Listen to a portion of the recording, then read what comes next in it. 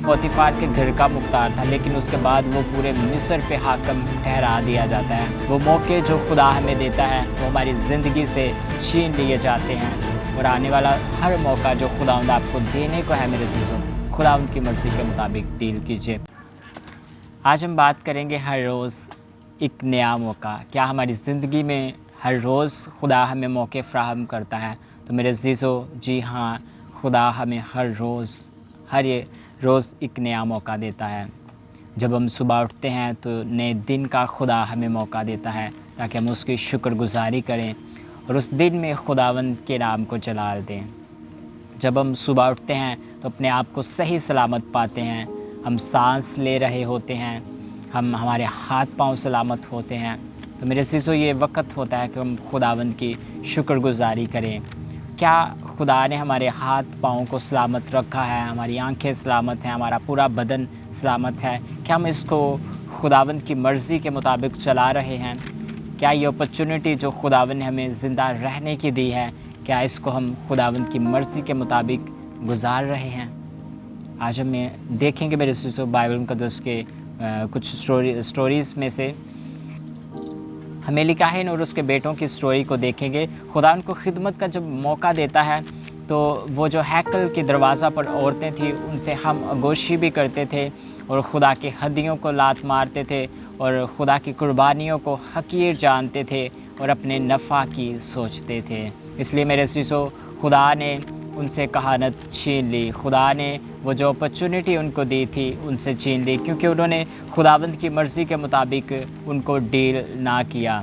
तो क्या हमारी ज़िंदगी में अगर खुदा हमें नौकरी करने की अपॉर्चुनिटी देता है, किसी से रिश्ता निभाने की अपॉर्चुनिटी देता है, फ़ैसले करने की अपॉर्चुनिटी देता है, या कहीं पे जाने की अपॉर्चुनिटी देता है, किसी से मिलने की, किसी से गुफ्तगू करने की अपॉर्चुनिटी देता है, तो क्या हम उसको खुदावंद की मर्ज़ी के मुताबिक डील करते हैं? आज हमने गौर करना है, क्या हम एली और फिनहास की जगह पे तो नहीं हैं कि हम अपने ही मुफाद के लिए दूसरों को तकलीफ़ तो नहीं पहुंचा रहे, या अपने मुफाद के लिए दूसरों को तो नहीं गिरा रहे, या ख़ुद आगे बढ़ने के लिए दूसरों को डिग्रेड तो नहीं कर रहे? तो मेरे अज़ीज़ों, आज हमने इस बात पे गौर करना है। इसी तरह हम यूसुफ़ की तरफ अगर देखें तो खुदा ने उसको पोतीफर के घर पे मुख्तार ठहराया था, तो खुदा ने उसको वहाँ पे खिदमत का मौका दिया, तो उसने पूरी दयानतदारी से खिदमत की, तो वो इंसान की नज़र में भी मकबूल हुआ और खुदा की नज़र में भी मकबूल हुआ। इसी तरह जब हम भी खुदावंद की मर्ज़ी के मुताबिक खिदमत करते हैं, उन अपॉर्चुनिटीज़ को जो खुदा हमें देता है, हम खुदावंद की मर्ज़ी के मुताबिक उनको डील करते हैं, तो मेरे अज़ीज़ों, हम ये जानकर करते हैं कि जो भी करते हैं खुदावंद के लिए करते हैं, तो खुदा हमें इंसान की नज़र में भी मकबूल नज़र बनाता है और हम खुदा की नज़र में भी मकबूल नज़र बनते जाते हैं।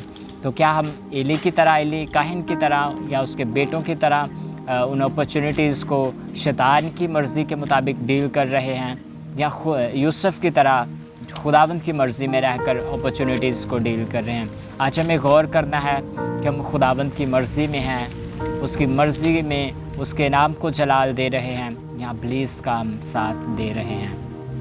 तो अगर हम खुदावंद की मर्ज़ी के मुताबिक नहीं करते तो एली काहिन के बेटों की तरह कहानत हमसे छीन ली जाती है। वो मौके जो खुदा हमें देता है वो हमारी ज़िंदगी से छीन लिए जाते हैं। हम गुनाह की हालत में अगर आ जाते हैं तो वो मौके हमारी ज़िंदगी से छीन लिए जाते हैं। लेकिन अगर हम यूसुफ़ की तरह पाकीज़गी से, वफ़ादारी से रहकर उन मौक़ों को डील करते हैं, उन अपॉर्चुनिटीज़ को डील करते हैं, तो खुदा हमें और ज़्यादा बरकत भी देता है। और जैसे हम यूसुफ़ की तरफ देखें तो वो पहले, मेरे अज़ीज़ों, वो सिर्फ़ पोतीफर के घर का मुख्तार था, लेकिन उसके बाद वो पूरे मिस्र पे हाकम ठहरा दिया जाता है। तो जब हम खुदावंद की मर्ज़ी के मुताबिक काम करते हैं तो खुदा हमें बढ़ाता है।